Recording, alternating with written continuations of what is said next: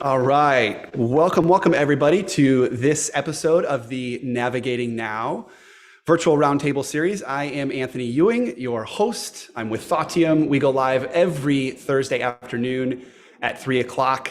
Our goal is to bring perspective quickly to the marketplace on those topics that are changing quickly in front of us. And we do that through some incredible leaders. And today we have not only an incredible leader, but a great friend and a longtime member of the Navigating Now community, Kathleen Brown. And we're going to introduce Kathleen in a moment. But we want to welcome everybody into the Navigating Now virtual roundtable, those folks who have joined the webinar live. We also want to welcome our LinkedIn community. We absolutely love those folks who tune into LinkedIn and say hello. So feel free to say hi in the chat box. Again, you can catch all episodes and all previous episodes at thoughtteum.com/live. So we are going to dive right in. And today we've got an incredible guest. This is her second, maybe third time at the Navigating Now Roundtable series. I'm so glad that we're able to do this live. Kathleen and I are both members of WeWork here in Chicago. I'm looking at her office across the way. And that's what really bonds us is, our journey to starting a business and building a business. And Kathleen has built a mission-focused, mission-forward business in Buddhi. She's the founder of Buddhi. She is also just a great member of the local business community here in Chicago. She's an organizer of community and people. And today we're going to be talking about her process and her journey in building Buddhi. She's also in the middle of a really exciting week with a new launch. So we're going to get into that. And we're going to talk about how mental health has played a role in not just her personal and professional story, but in the building of her business. So a lot to unpack today. Kathleen, thank you so much for joining. Thanks, Anthony. I am so pleased to be here again, be an OG member of the Thoughteum community. Absolutely. So let's dive into it, because I know, again, you are in the center of, as a business owner, this is maybe one of the most exciting weeks for you, right? So let's talk a little bit tell us about Buddhi for those who are joining that don't know about Buddhi, the company, Buddhi, the mission, and then tell us about what you're up to recently. Cool. So Buddhi is the digital platform that's reimagining support for everyone who's coping with cancer. Essentially, it's a platform that I wish I've had over the past 26 years that I've been navigating life as a cancer survivor. And it really supports everyone that's been touched by cancer, primarily cancer thrivers right now that are in treatment and in recovery, by helping them lighten their emotional and mental load in some capacity. So we're doing that through community. Everything that we've built so far has been community built. And we have a full content library and a conversation forum. We host weekly virtual events, and it's really just helping people connect with one another and connect to resources to learn what does life look like after cancer, and how do you start to find yourself again and just navigate through all the struggle that comes along with the diagnosis. Yes. And tell us about this week specifically, because I know it's an exciting week. I think you also, I have always admired the way that you have celebrated the journey and the process. So tell us about this week, and why is this week special? So after 3 years, it'll be 3 years of building in September, we went live this week to everyone. We're live in public beta. I some days didn't think this day would ever come. There's been so many setbacks, pandemic being one of the big ones, and lots and lots of tech challenges, but we've made it through, and we've been in private beta for months now, for almost 9 months. And now everyone can join. And what that means is, we want feedback from everyone. It's not a perfect product. It's, we've caught all the bugs, we fixed all the bugs, but we know that this is day one. Even though there's been 3 years of work to get here, we're just starting, because without everyone's feedback to make it better, we kind of had this closed set of people, about 100 people over the past 9 months. And now, with more feedback, it gets stronger and better, and we learn how we can best serve the cancer community. Yes. So it's thrilling. But in some ways, I was mentioning the other day, it feels like a little anticlimactic, because we've been so close to it for so long. So we've seen all the iterations of Buddhi, and now it's just other people get to see it. So getting the reactions from people, the love notes. I actually had a nightmare that we got a really horrible review this morning, and it had nothing to do with Buddhi, but as a business owner, you can get a million, compliments, and then one person attacks your baby, and you're like, oh, we're done. Yeah, this is over. Yeah. So at the center of your mission is supporting the cancer community. And I'm just curious, I know that there are a lot of resources out there for the cancer community. Yep. So I'm curious as to, as you've gotten more feedback, maybe tell us about what was Buddy 2 years ago? What is it today? Because I know it's a little bit different. And what might it be 2 years from now in terms of supporting the cancer community? Yeah, so I went into this, big audacious plans, which I still have, but I really wanted to serve every single person that's been touched by cancer. So not only the person that's in treatment, in recovery, or living with cancer, but their caregivers, their friends and family. And I learned very quickly, we don't have a big team. We don't have big budgets. We've got a shoestring budget. And so what is the most immediate need? And I think over the past 2 years, we've learned who is the person that's signing up for Buddy most, who's coming to our events more often, who's telling friends about it. And it seems, and this is sort of like getting in the mindset of someone that's in it, not the cancer journey, because we hate that word. It's not a journey. This is not like an adventure by any means, but someone that's been diagnosed with cancer, while you're in the thick of treatment, for the most part, everyone's mindset is just getting through, just tunnel vision. I just need to follow my doctor's orders and just get through it. It's when you're on the other side of treatment. And that's when the dust settles and, reality sets in, that life is different. Your relationships are different. Your body's different. Your mind's different. So it's, even though we're serving, you can join Buddy at any point in your cancer experience. It's resonating most, I think, with people that are post-treatment, that are finding the resources just don't exist. And I have found that in my own cancer journey, but that's really been the big pain point for me, is that I felt completely unsupported. I didn't find places where I fit in. I have I had a very rare cancer. And I also, now being 39 years old, I'm not considered in the young adult group anymore. Right. I had treatment at the age of 13 and 14. So I didn't really feel like I fit in at the children's hospital because I was, a teenager. I felt like I don't want to play Legos with the kids in the waiting rooms. So I've always felt like I was sort of like in this vast valley of survivorship where I couldn't find support. And as I started expressing some of this to people and really like coming clean, if you will, about what my real cancer experience has been like, I found that so many people are struggling in this way and don't feel like these resources exist. Not because there isn't like mental health support and there aren't incredible places like Gilda's Club and, Cancer Wellness Center, they exist, but so many people find it hard to even open up about what they're going through. They feel ashamed. And we want to create this safe space where people feel empowered to talk about what's going on. And it doesn't have to be sunshine and rainbows, but, the vibe of Buddy is very much like treating our community like a human. Like this isn't, you aren't a patient, you are you. And we don't want to hear necessarily about like your diagnosis and how that defines you. We want to know like, who are you outside of cancer? And like, how do we help you find joy and healing and just not live in that struggle and just feel free to talk about whatever's on your mind. Yeah. So that was a lot. But. No, so that's the, what I'm hearing is, that was kind of the original like impetus of Buddy, right? Like that's the core of kind of what you're at.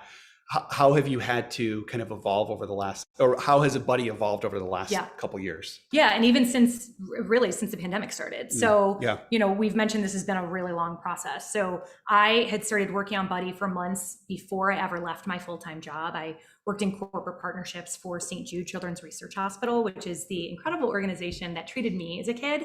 And so it was all nights and weekends. I think that's when we first met, was like fall of 2018. And, it was just kind of a pipe dream. It was never meant to be a business. This originally was maybe just going to be like a blog site or me just sharing some resources on social media and just like letting my like freak flag fly and survivorship.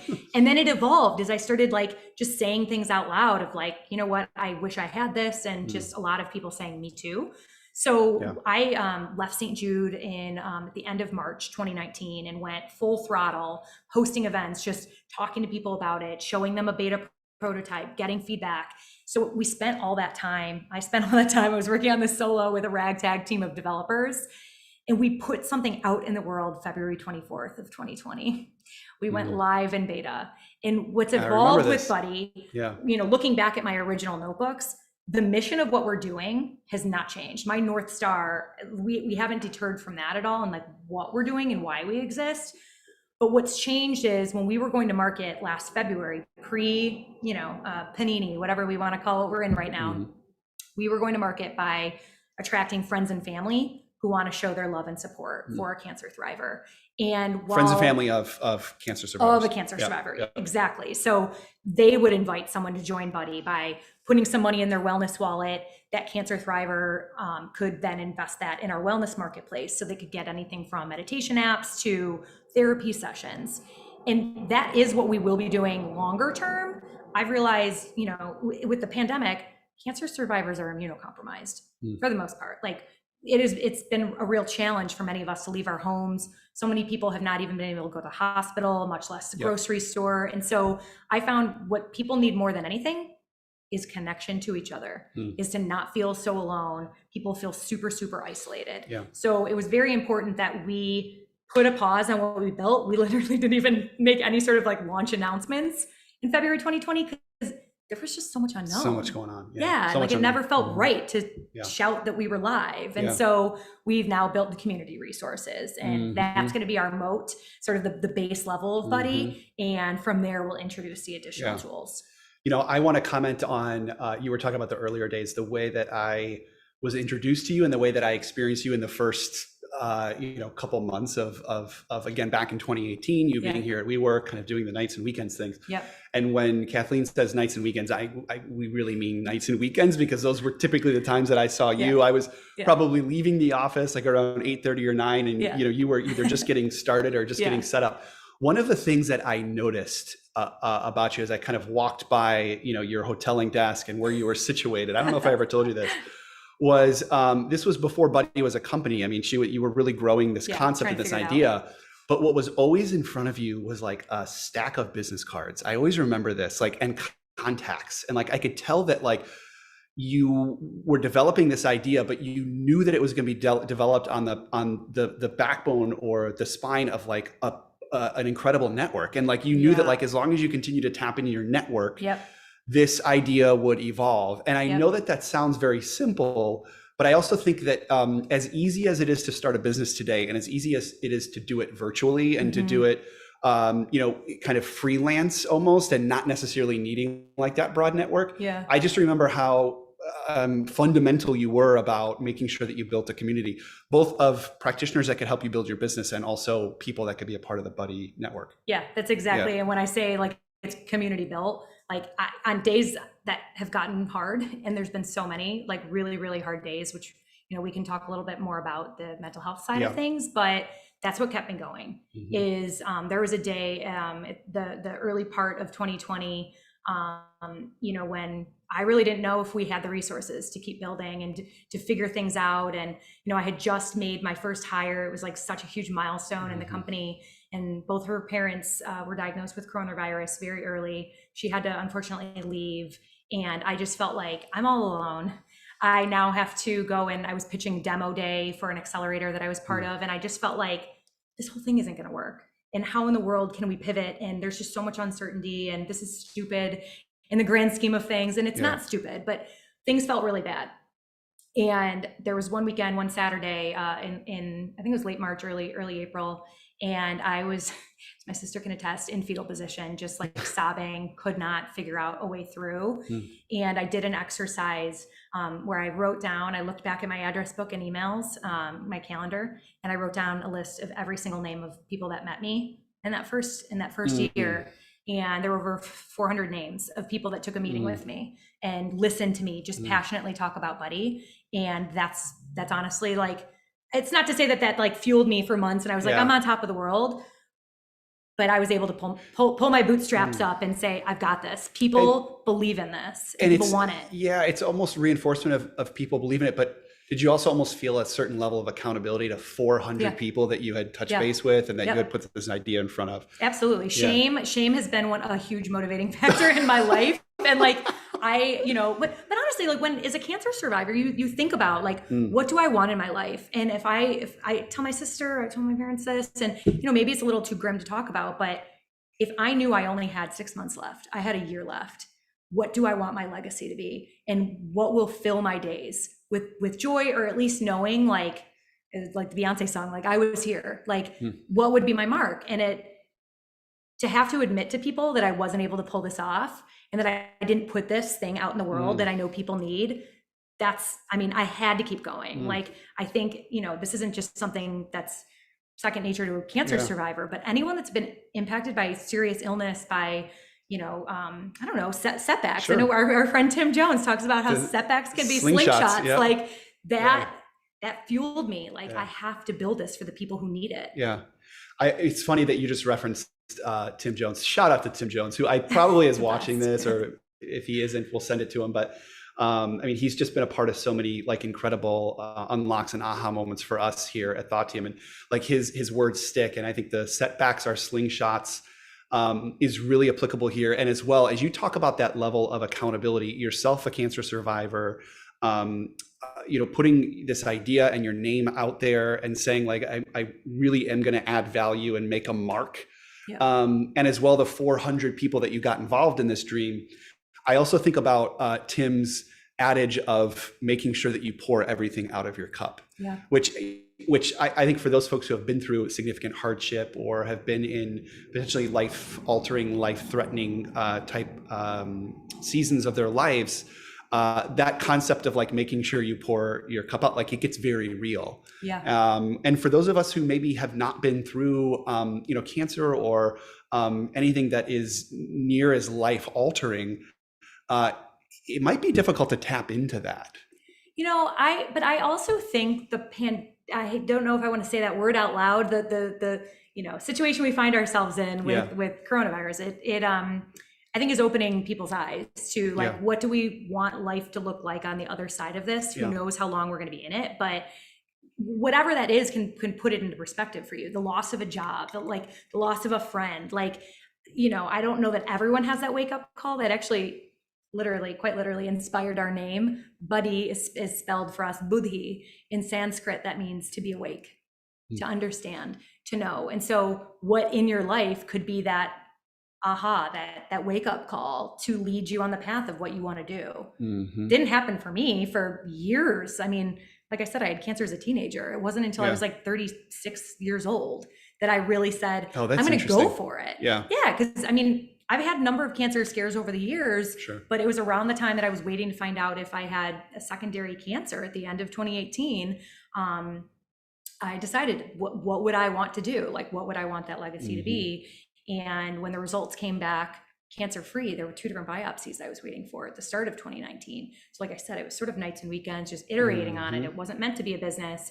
And one of the only people I had known about that was a young adult with Ewing sarcoma that survived it passed away. And Fatima Ali that was like a driving force of, I can't waste any time. Yeah. Because who knows when that day will come. So it doesn't have to be a cancer diagnosis that wakes someone up. It could be anything. Yeah.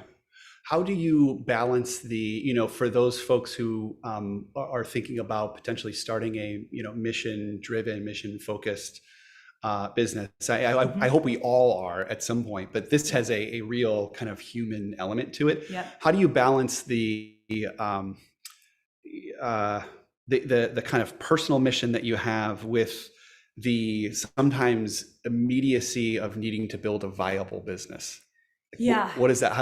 How have you balanced that over the course of the last year? It's a struggle because, I've worked nonprofit for many years. For over 20 years, I worked on the nonprofit side of things, and nonprofits are so vital to our community. They do really great work. For me, it was really important to build a social impact company that really drives purpose and profit at the same time, because I know with more resources, we're able to build bigger and to accelerate more progress, to get, more people involved that don't have a say in exactly what the product looks like. And I've seen that on the healthcare side, and on the nonprofit side, sometimes your corporate partners own you in some ways, and you make decisions that are all about the money and not about the people. And so, me, along with a number of other founders, my friend Rebecca coined this term authentic. And we're part of this movement of authentic companies that, people, heart, empathy, compassion, that's at the center of everything we do. And so it's not necessarily people over profits or profits over people. It's managing both at the same time. But for us, because we're social impact and because we're community first, and community is free, Like you can join Buddy for free. Yep. Well, it hasn't been free to build Buddy. And Yeah. so I've had to fundraise to build Buddy. And so, you know, the idea is let's build this community base, and then we introduce some features where there is a premium membership, or, you know, now your friends and family, when they're purchasing gifts, we get, you know, kickback from places that they're booking their appointments. But again, because everything we do is based on what our community wants, they're going to tell us what kind of things they want to see in that marketplace. And that's when we start negotiating all these partnerships. It's not Buddy saying, hey, we're going to put these superfood mixes in here and, you know, a therapy session that you don't want. So everything that we do is based on what does our community want, and how can we keep the lights on, and how can we keep this going? And the bigger Buddy is, from a social impact perspective, the more revenue that comes in gives us resources to further highlight the work of our nonprofit partners, to give back to them. Like, I just think social impact for us is the way that we go to market. Yeah, authentic, that's interesting. I want to touch on fundraising, because I think there are a lot of folks out there that maybe have a certain perspective or a certain vantage of fundraising that might not be the reality. Yeah. So what do you know about fundraising today that you didn't prior to going out there and pitching different investors? So many things. Like everything in life, there's good people and bad people. There's people that, there's also different types of investors. There's investors that have a higher risk tolerance that want to get involved pre-seed. And for pre-seed, some people, that means your ideation phase, your pre-product, your pre-revenue. Right. For us, we're sort of in this in between where we have a product, but the product hadn't been in market yet. We're pre-revenue, but we're not idea. And so some might think we're seed stage, but typically in seed stage, you're post-revenue. And so, you know, the stages have now become very murky. And so it's tough to find the right investors from like a staging perspective, but also to find investors that are all about social impact. Right. And so Buddy fits into this unique area where, you know, we're consumer, we're tech, we're healthcare adjacent, we're community built. Like, because we're not one thing, a lot of companies can say like, we're the Uber of this, we're the Amazon of this. Buddy's its own thing. Like, we're reimagining support for people coping with cancer. There's nothing that looks like what we're building. And so while there are other things in the cancer support space, maybe some focus more on content, like media side of things, some focus on like products and marketplace. We're all these things. We're also like a little bit of a social, social community as well. And so that has been a struggle to find the right investors. But also when it comes to funding, less than 3% of venture funding goes to women founders. And far less than that go to people of color. To Black women have the lowest levels of funding, like under 1%. So it's staggering to me how much money goes to pattern matched founders and companies that look like the same.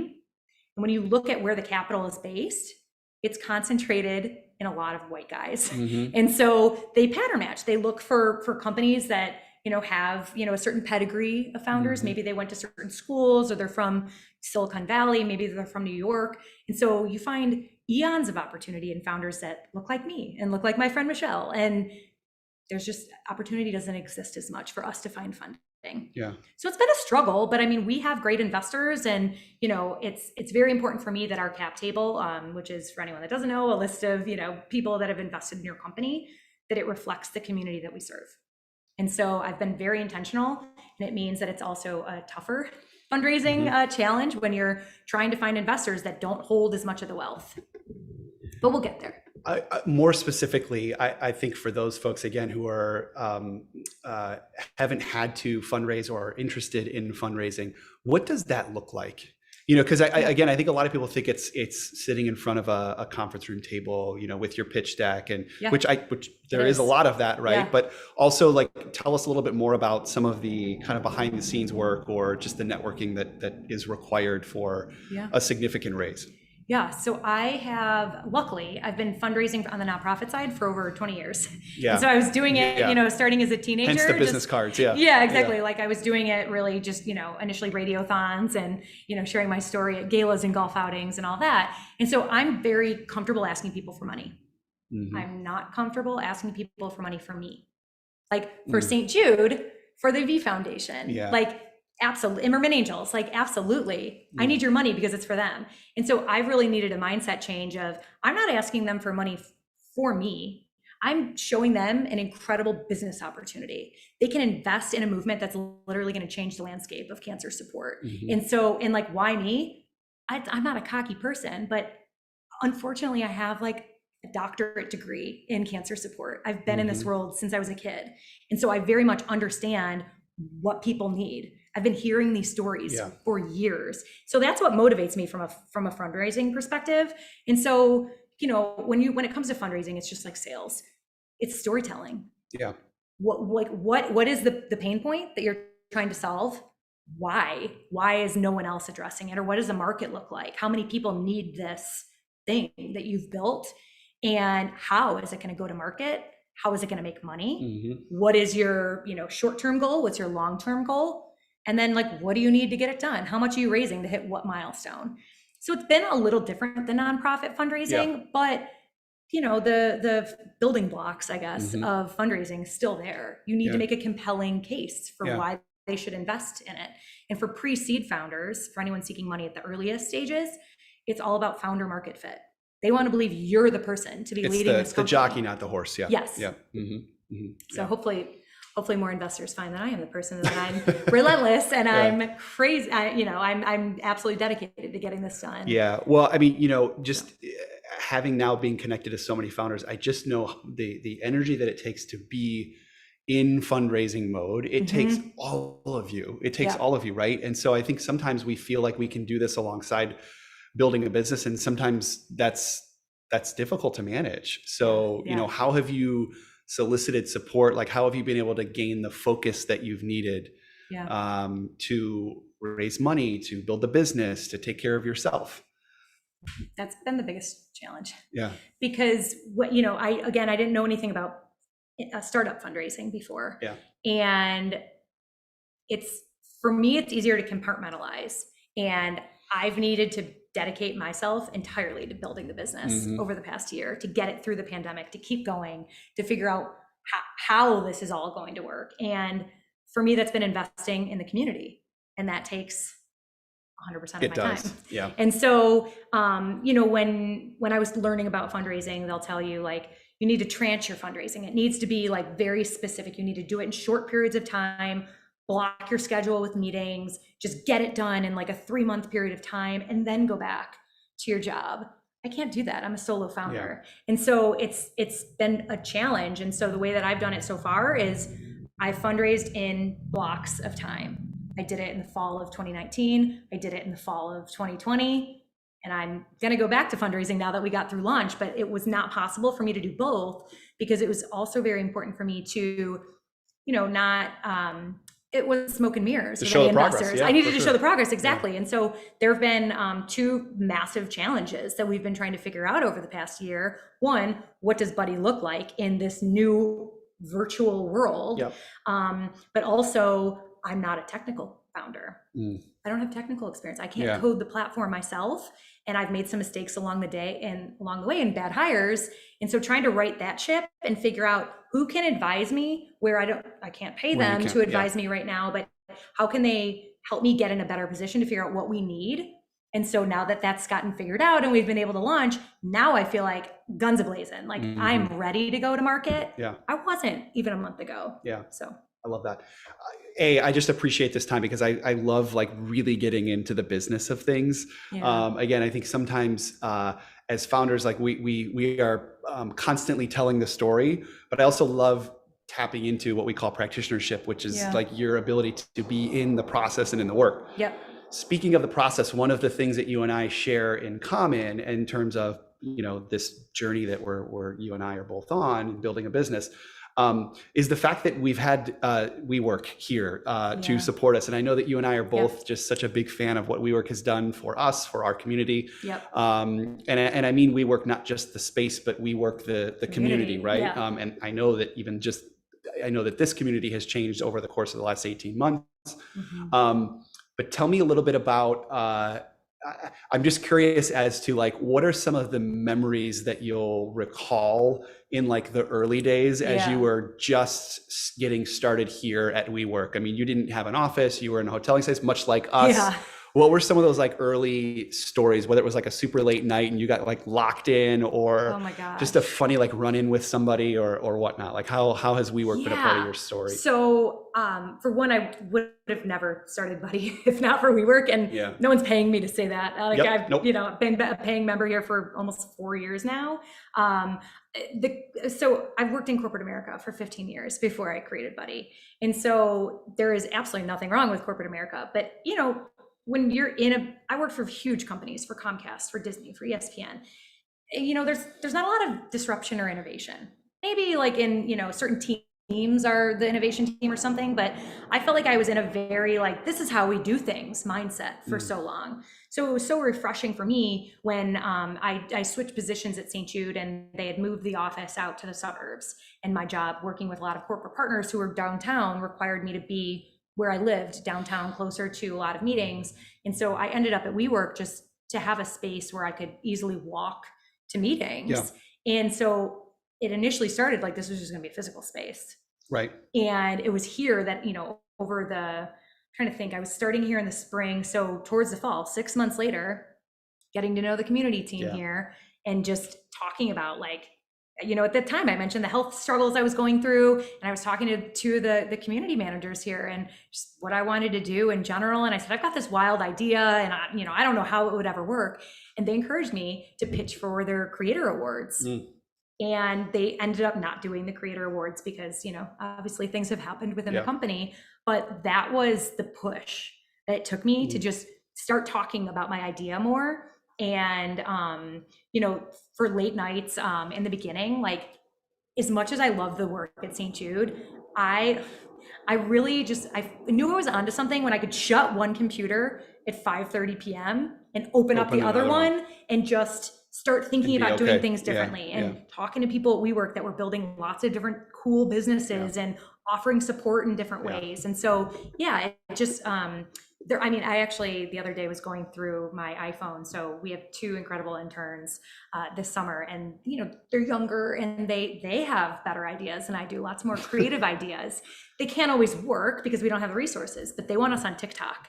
And they asked me to provide lots of pictures, videos, and the early stage building evidence, the receipts, if you will, of building Buddy. And so I started going through some of those pictures starting 2018 on, and I'm telling you, my dog and I pretty much camped out here. Like I had like a dog bed here. All of her food was sent here. Like we lived here. And so I will cherish those days forever. And just remembering like the simple days before we had like real problems of having a team and capital to raise. So well, and of course, the pandemic, the last 18 months has thrown a huge kind of wrench into it. I mean, I will also attest to, community and the definition of community has changed so drastically for us. WeWork was a part of our very early community, even just physically being here, drafting off of the incredible energy that is in this space. We're lacking that today, as most of us are remote, and we find opportunities to come in and connect like we are right now. But I think, one of the things that we've learned over the last 2 years is there is no replacement for your local community. And somehow, some way, we will all find each other over the last 18 months. That's been over Zoom. We're starting to kind of find our way back. But that local community, tapping into other small business owners, as a management consulting firm that consults large organizations, we've learned more from, again, the local deli and you all in a completely different industry and other small business founders that are going through the same thing. And I hope that we're able to create those connections, whether they be face-to-face or virtually, or continue to, or get creative about creating those connections. So thank you for being a part of ours. Of course. My gosh, of course. Such a pleasure. I want to touch a little bit, we're going to do a quick lightning round to close it off, but I want to touch a little bit on, in the title of this episode, we're really focused on, we've been focused on self-care and mental health, right? Over, especially as business owners and as folks who are working equally as hard, and everybody kind of has their own unique situation. Tell us how you've been taking care of yourself, and how is that different today than maybe it was a couple years ago? Is it more prioritized? Are you tapping into different tools and resources? Like, how are you taking care of you? So it's been a definite struggle. I will say, as a business owner, as a solo founder, I feel like boundaries are very hard to come by. Everyone seems to need you, which it's great to feel needed, but at the same time, it can't come at the expense of your own mental health and being able to protect your peace. And so I've certainly gotten better. I think in the beginning, I was fueled so much by enthusiasm and mission and like, we have to keep going. But, you know, as someone that's been in the cancer community for a very long time, you know, there's good days and bad days. We have gotten to know so many people in our community very intimately. Cancer is sort of this interesting thing where it's like the best club no one wants to be part of.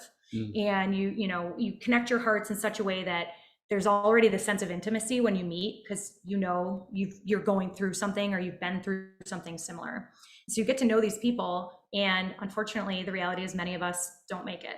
And so there's this survivor's guilt and, you know, the fear of recurrence, and is that going to happen to me, and why am I still here? And so that's been the hardest part. We've lost a number of members of our community over the past year, and you know, I will say, like, my mental health has definitely like wavered. I've mentioned being in fetal position, crying, trying to figure out how we're gonna keep Buddy going. But I had to put in some boundaries, enforce some boundaries. During the day, I'm generally on do not disturb, or, you know, on a weekend, I've been taking these like mini vacations where I go into airplane mode for generally on Sundays. And unless I need my cell phone for anything, like, I'm inaccessible. I have found maybe over the past 3 years or so, I've gotten real into meditation and journaling.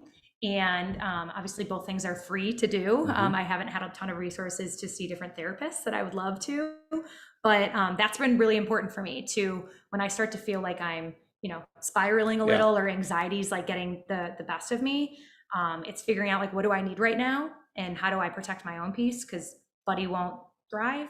And our community members won't thrive if I'm not okay. So that's been a challenge. I've had some physical health challenges as well. And, you know, there's always this fine balance of like, well, I can't take a day off, or I can't, I had to reschedule a really, really big investor meeting a few months ago because I had a heart attack scare. And it was unrelated to, well, I think it was unrelated to stress, but because I kept saying like, I feel fine, but there's something going on with my heart. And, you know, I had chest radiation, I had some really rough chemo drugs, and it was important to just let them know what's going on. Full transparency. I said, I have to go to the ER and I have to cancel. And you know what? Our meeting was awesome. Like then, because they understood, like, I had to take care of myself first. So, I mean, ultimately, I think with what we're building, we want people to, like we say, like, do you, like, you take care of you. You don't need to come back to Buddy every day. Like, we're here if you need us, but I have to remember that as well. Like, I don't need to be all about Buddy 24 hours a day. I need rest. I need boundaries, and that's been helpful. One of the themes that I'm hearing, and this is from folks on our team, folks who are running businesses, folks who are a part of growing businesses, those businesses that almost require a certain energy, you know, and intensity you can't get away from, is the ability to build around that. Like, I think our ability to put those fundamental non-negotiable fundamental building blocks around our 7 a.m. to 7 p.m. right is just so, it's become so important for most folks. And I think those folks who have really thrived recently are those folks who create those real boundaries, even if the majority of their day is really focused on building a business or doing their job or stepping in. It's almost like, what are those lifelines that you must have that typically could be canceled or pushed, but can no longer. And for me, that's been my physical health. And I was just talking to somebody today about how, you know, the hours of 5 a.m. to 7:45 a.m., like, they're just untouchable. They're yours. Like, there's nothing, I would give nothing up for it. And I couldn't say that about 2 years ago. So I think that's a theme that we're hearing. And I appreciate you sharing a little bit about, you know, the way that you're managing. Okay, a quick lightning round, and then we are going to wrap things up. And I know you haven't been prepared for this. So I'm just going to come at you with a couple of quick questions. And the goal is to just kind of like, what's the first thing that comes to your mind? So first, what are you reading, watching, or listening to today? Reading, oh God, I just started a book like 3 pages ago. So I'll say watching, I keep rewatching Schitt's Creek. I just love it. It's like, it's sort of like I just finished Hacks on HBO, which is so funny, but it was 1 season. So I love Schitt's Creek because I can always go back to it and I know I'm gonna laugh. Okay. Brand, operations, strategy, people, product. What do you start a company with? People. I think it has to be people. Like if you're building any business, you need to know people want it. They need to tell you like that they also have that pain point. Because if you're building a business for you, because you have one problem, and I've seen actually like some founder friends do this. They build something that like they want and they're obsessed with, but no one else is, and then they wonder why it doesn't work. So I think you need to get that feedback from the get-go and find out if what you're building is actually going to be consumed by anyone else. One of the best pieces of advice I've ever gotten was you can't want your product or service more than the client. And it's easier said than done. Yeah. You really, and that's So that's a good litmus test for us along the way. Yeah. Sour Patch Kids or gummy worms? Oh, Sour Patch Kids. 100%. That was emphatic. What's the one thing people for sure don't know about what it's like to start a business? That it's not sunshine and rainbows. It's a constant roller coaster. I don't think any business owner, any small business owner, big size business owner, you could feel on top of the world some days, but I'd say most days I'm in the valleys. So I'm like really trying to savor this week and remember how good it feels for people to like praise your launch and say they love something, because there's going to be probably lots of weeks to follow that are really tough. All right, this is the one you have to be really honest about. What is the last song you listened to? Maya, Case of the X. I'm hosting Hip Hop Happy Hour in a couple hours, and I was on the Peloton before I came here, and it's a great song about us. Tell us, what is Hip Hop Happy Hour? I love it so much. Okay, so two fellow cancer thrivers, they're breast cancer thrivers, created this at the start of the one of the co-hosts is calling it a pandy that we're in right now, but really a way to just hop on Instagram, play generally 90s hip hop music. And I mean, generally there'll be 30 to 60 maybe people in the audience.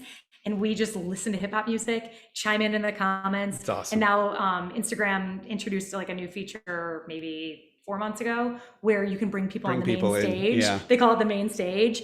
And so they'll bring people up that are celebrating, a chemoversary or, birthdays, new babies. And so I'm co-hosting it tonight. And it's been, maybe not the biggest thrill of my life, but it's up there.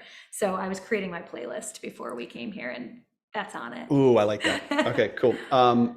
What are you geeking out about today? Outside of your launch? So I'm, as we've just talked about, an insane music lover. And while I do love 90s hip hop, the Avett Brothers are my favorite band in the world. When it comes down to things that I love, and we talk about 6 months left to live, it's live music and travel and people. And I haven't been to a concert in 20 months. And so tomorrow I'm going to my first concert since December of 2019. So that's what I'm the most geeked out about, to get to see my beloved Avett Brothers. I love it. Well, enjoy. By the way, are huge fundraisers for St. Jude. Okay, cool. Have you met them? I have. Oh, cool. I haven't gotten to meet Scott and Seth, the main singers, but their bass player and their drummer and I have corresponded on Twitter too. All right. Cool. I'm such a loser. You've made it. Anyway, I guess. Awesome. Well, that is about all of the time that we have today. I first and foremost want to thank you for coming to the table. You're one of those few guests that I know will just be perennial for us, at least once or twice a year. And not just because we absolutely love you and we love what you're doing, and we connect to you and your journey. We feel like we're a big part of it. Now we literally can look at each other across the way here at WeWork, which is amazing. But I think more so because, I think you are growing one of the more dynamic businesses that I've seen outside of the realm, the industry that we've been in. When I look up and out, there are a few, startup founders that I look at and I say, man, this business, this company, Buddy particularly, could go in so many different directions, and I know it's going to be doing good. Yeah. And when I say doing good, I don't mean like hitting revenue targets and goals. I mean like just doing good for the community. Yeah. And so that's why we're just so thrilled to have you a part of our community, and we're psyched to be a part of yours. So thanks for joining. Thank you so much, Anthony, for all of your support and for being here through all the ups and downs. Tell people how they can find you and how they can, more importantly, join your platform. Yeah, of course. So anyone can go to hibuddhi.com. So hibuddhi.com and learn more about Buddy, find out if it's right for you or someone else. Or you can follow us on any of the socials, and we're at HiBuddy, HIBUDDHI. Definitely check it out. All right, as we wrap up, we want to thank everybody who has joined us. We want to thank those folks who have tuned in post the live episode. Particularly want to thank our LinkedIn folks, those folks who have stopped by in the LinkedIn feed. Thank you for joining. We do this every Thursday afternoon. Next week, we have another great leader. Matt is not just a CEO and a founder, but he has built so many atypical businesses. And we're going to be talking a little bit about innovative business models, really from concept to creation. Matt comes with perspective, he comes with experience, and he comes with a lot of energy. So Matt Cameglia is going to be joining us next week. We are so pumped. Again, every Thursday at 3 we go live. You can find us at thoughttium.com, and we hope you have a great rest of the week. So long.